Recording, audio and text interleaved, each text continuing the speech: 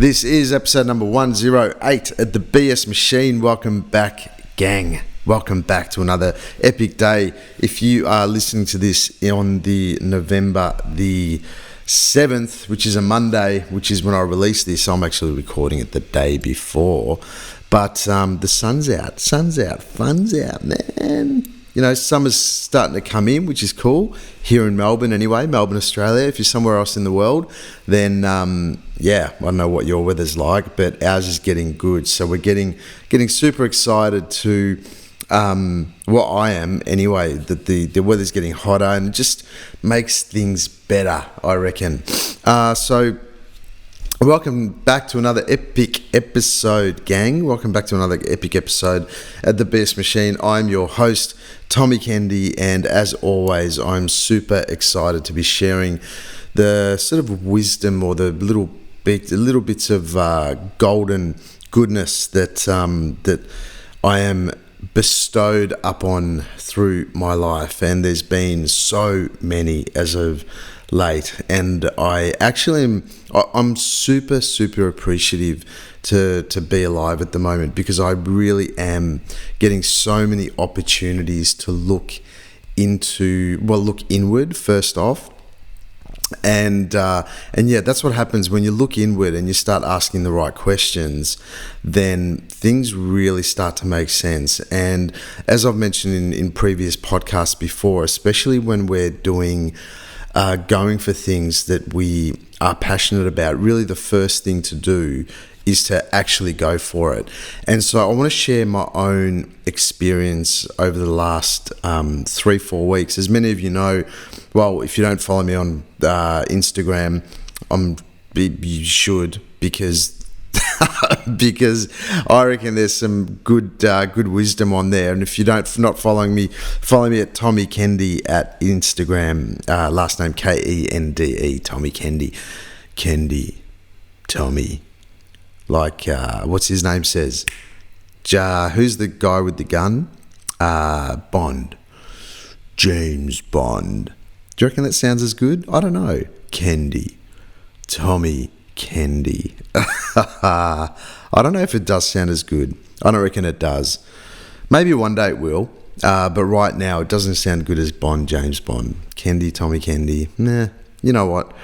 Just, that's probably about 35 or 40 seconds you'll never ever get back, and I apologize for that. But yeah, where we're sort of going with this episode is that, I've had a lot of opportunities to look inward and get in there and see what's sort of coming up for me.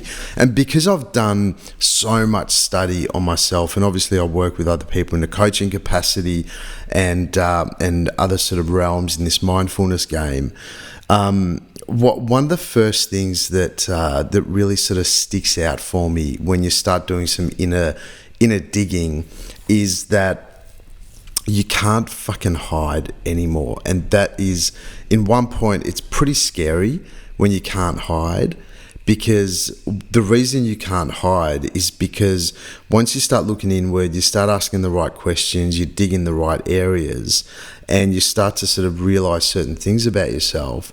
What happens is that with that comes a level of responsibility for your own creation in life, and you start to sort of notice that you sort of look around your life, you look into these little pockets, into your relationships, into your work, into your health, into the relationship you have with yourself, and you start to notice little pockets that aren't sort of meshing. And if you're brave enough to look into those pockets, it'll just come up so clearly for you exactly what you need to do.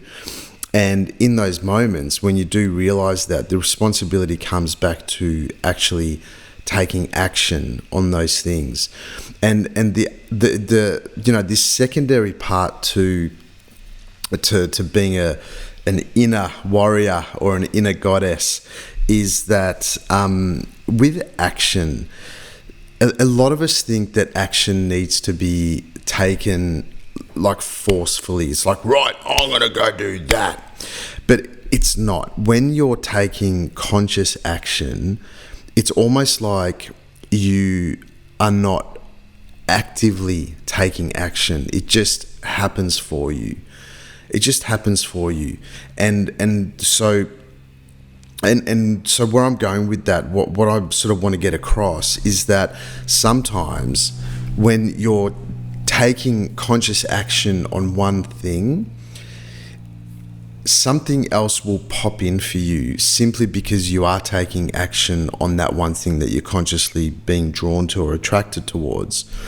And something else will pop in for you where you're going, where did that even come from? Why would I be getting opportunities in this area when I'm focusing on this? And so it's almost like a realignment, but you won't get those aha moments until you actually start taking action towards something. And what I mean by action, what I mean by conscious action, is to be able to get your ideas, and yeah, that's where I was going before. If you're following me on Instagram, you'll see that I've been, in the last 4 or 5 days, I've really sort of pumped out the Yoga for Dudes thing, and I spoke about this in my last podcast. That I've been really pumping out the Yoga for Dudes thing. And the way that started, this is where I want to share my experience. And I'm not even going to talk about Yoga for Dudes, so don't worry, this is not going to be a big plug for Yoga for Dudes at all. Is that I had this just moment of like, oh, it's so clear. It's like so fucking obvious. After a yoga class, I was talking to this guy, and we were just chatting about mindfulness, about yoga, about breath work, and he was telling me that he's got all these mates that don't do yoga or don't meditate or don't do any breath work, and he's like, since I've been doing it, it's like made a huge impact on my life. And this is where the intention of the podcast starts to roll in, is that I had this epic moment of clarity.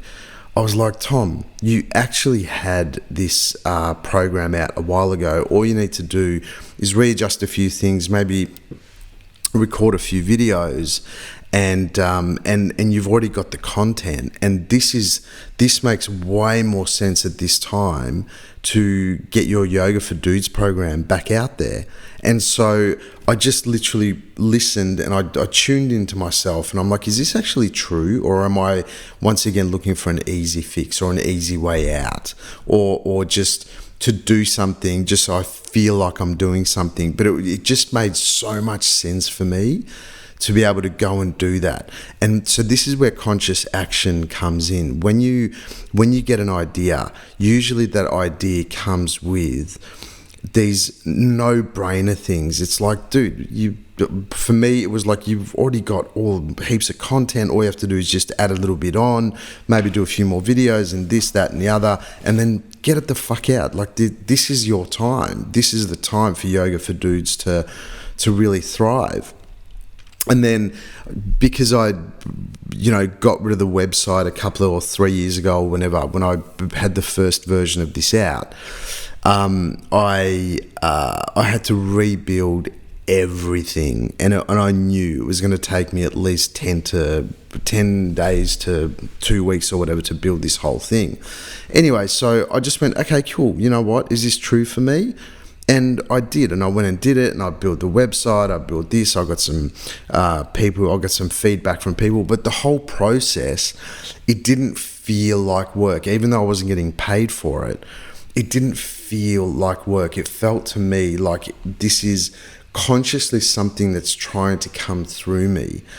And so this is where I really want you to listen in, because I know for a fact that every single one of you listening have those moments of brilliance, and you have those moments where your ideas just pop in and you're like, fuck, that's a really good idea, or that just makes total sense.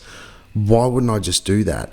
And here's the thing, is that the biggest problem becomes that first part. As you get that idea, it happens, and then you're like, if you don't do anything, you're fucked. Like it's gone. The idea's gone. So you get this little window of opportunity to either have a conversation about it, to make a phone call about it. The first thing I did as soon as I had that, because I knew that I had like a 5-minute window before they just went out the door, or whether I was going to do it.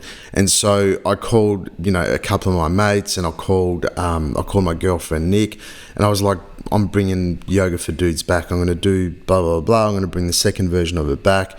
And every one of them went, holy shit, man, this is awesome. Get it done, go for it.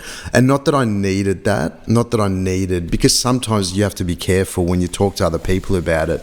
There could be a level of, I guess, jealousy, or people don't want you to succeed. And this is, you just got to know who you want to speak to, and you definitely want to speak to people that have your best interest at heart. That will push you. And if it's a shitty idea, my best mate Steve, like, he is Mr. Truth. He's like, every time I call him and I talk to him about something, and we call him Mr. Truth, because he's just like, whatever he says, it's just obviously the truth. And he's a prick, because sometimes you hate him for it, but he's just got that knack. So if you're lucky enough to have a mate like that who genuinely cares for you or whatever, but this is not about mates. This is about this whole thing of carrying on with your idea and taking conscious action. So in the end, I spent 2 weeks building the website, getting ideas, getting a few little helping things right at the end to make the landing page look all its thing. Then I had to rebuild the fucking course, and then I had to realize I had to this website. It's going to cost me fucking whatever, $300-400 a month. And I'm like, oh, so much shit. But consciously, I was like, yeah, this makes sense. And I started talking to men about it, and they're like, oh my God, I'd love to have something like that. It'd be so fucking cool. It's just like this idea of conscious action. It feels almost natural. I mean, it still feels like you've got to exert your energy to get shit done. But the main thing is that I mean, and this is just my experience of it. When you're taking conscious action, you're still not sure what's going to happen at the end. You're still not sure whether it's going to succeed. You don't know what's on the other end of it. All you know is that you're following something within you to bring forth this idea. And it's so important. You have to know and you know what? Worst case scenario, if you go to build this idea and you go down this rabbit hole of this idea and you lose a fucking month, right? Who fucking cares? In the scheme of things, wouldn't you rather lose a month, even if it's a year? Wouldn't you rather lose a month or a year of your life going for something that you believe in, that you naturally and organically felt that is good for you, is good for the world, and you're being of service, and you're getting well, either well paid or you're getting something in return? I mean, isn't that a better alternative than doing nothing and just forgetting about your ideas and not taking conscious action? And so even now, like, as I released this course like 4 days ago, and even now I don't know if it's going to go fucking nuts. All I know is right now I've had a bunch of sales, which is great. A bunch of dudes are already doing it and they're on it. And I've taken the action, and I'm fucking putting it out there on Facebook because I know, and the reason it's my passion. Like, this whole thing, I'm putting it out there because I know that what I'm giving has so much fucking value. And so you know that as well with your ideas or with these little moments of brilliance. They come to you because it's coming to you because you're the person that's here to share this with other people, to share this with the world. This is your fucking jam, man. Like, don't take this shit half-assed. Don't take it for granted. You're gonna fucking regret it.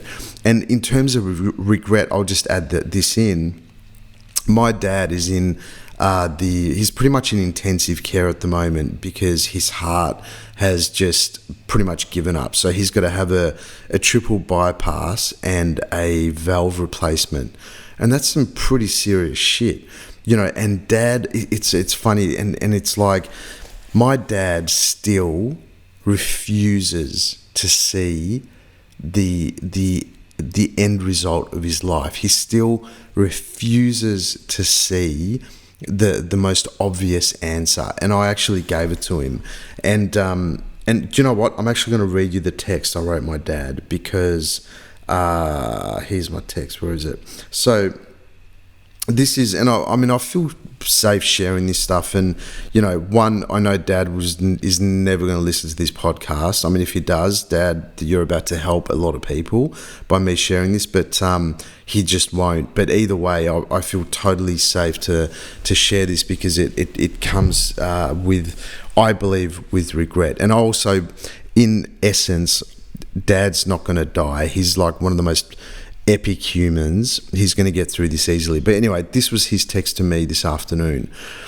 And just keep in mind, he's in the ICU thing here in Melbourne in one of the hospitals.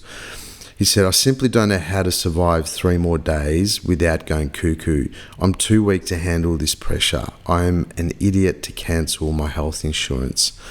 So he cancelled his health insurance, like, whatever it was, like literally 6 months ago. And I'm like, oh, so dumb. And he's been paying it his whole fucking life. Like, man. Anyway, that's another story. But anyway, so this is what I wrote back to Dad.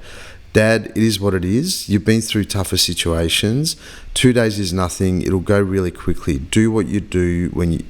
I won't read that bit, because that's a bit personal. But I said, you've got all this time to start planning the next part of your life when you get out. The questions you could be asking yourself is, what can I do to become happier? What things do I want to create for myself? And how do I want to experience my life from here on in? When you ask deeper questions, you'll be surprised with the answers that will come to you. This is obviously a needed break for you, and it's also a huge opportunity to do some self-reflection, even if it is not by choice. Every motivation book, Dad knows them as motivation books, but anyway, every motivation book I've read that made a big impact on me have been stories of triumph, from no way out to total freedom, from deathbed to health, from rags to riches. And I said, one of the best lessons I've learned in my own life, Dad, is that whatever you focus on becomes your reality. Whatever your language is becomes your life. Where you put your energy is what manifests right in front of you. Anyway, me and my dad have never had these type of conversations. And so Dad's message back was, wow, he's got spelling mistakes all over the place because he's Hungarian. Oh no, he said, wow, that's really great advice, Tommy. Thank you. And that's all I needed. So he's now in the hospital bed thinking, that's regret. He's not in regret, but I'm saying I want him to actually take opportunity of this cool fucking opportunity that's in front of him. I mean, he's in there and he can ask the deeper questions. He can, go to talk about how uncomfortable the bed is, why they're not operating on him yet, because he's waiting on this triple bypass. So that's the whole thing. Then they're just, there's other people in front of him that are more serious. So he could focus on all this shit of why that's not happening, or this is like, he gets another 2 days before the operation and probably 2 weeks recovery or 3 weeks recovery afterwards to really dig in and go, all right, I'm 74 years old. I haven't done any self-reflection in my whole fucking life. Maybe it's now.